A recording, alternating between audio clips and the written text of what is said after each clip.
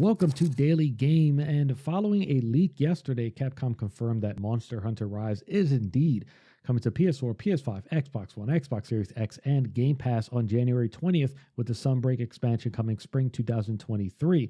Saying on the topic of Capcom, anyone who didn't get into the first Street Fighter VI closed beta has another chance, as Capcom is now accepting invites for a second test taking place December 16th through the 19th.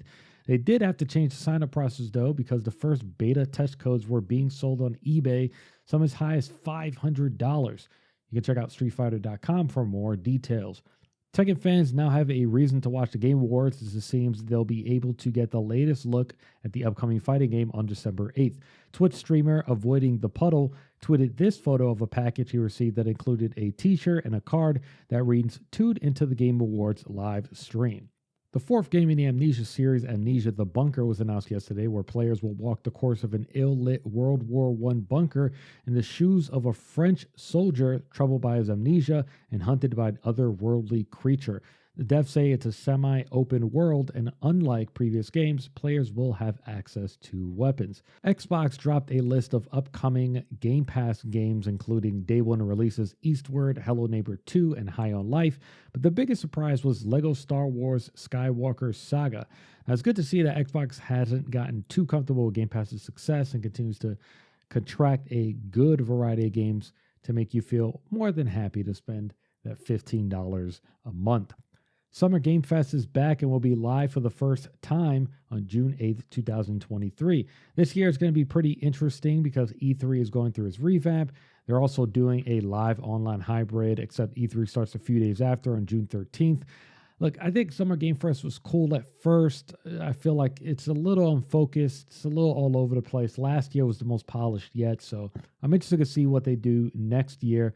It's going to be interesting to see which show comes away with the biggest show-stopping exclusives.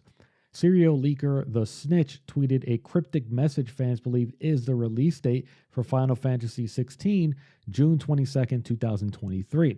Now, there's a chance we may get the date at the Game Awards, as producer Yoshi P is confirmed to attend for a special presentation.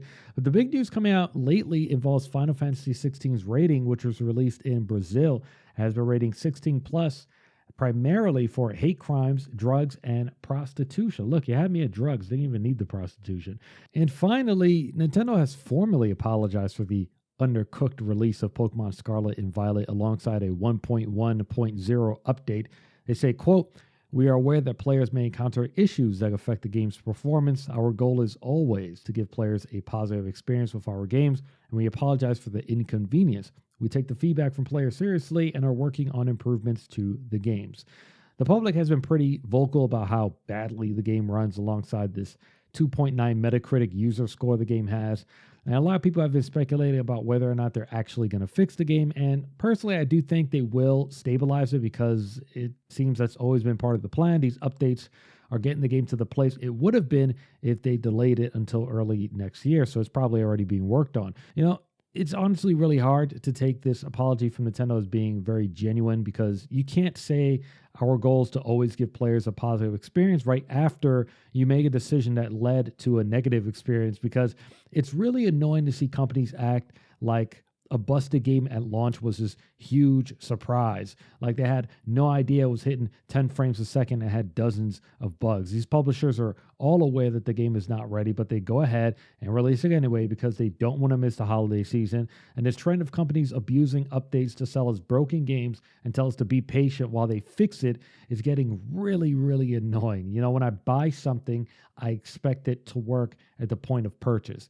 It's like release dates now are a paid pre-order after the pre-order, and in a full month, in a few months, you'll get the full experience.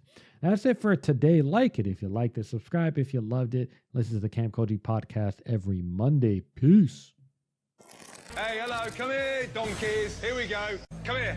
What is that? It's all right. What is that? What is that? What is that? Roll! Roll! Roll!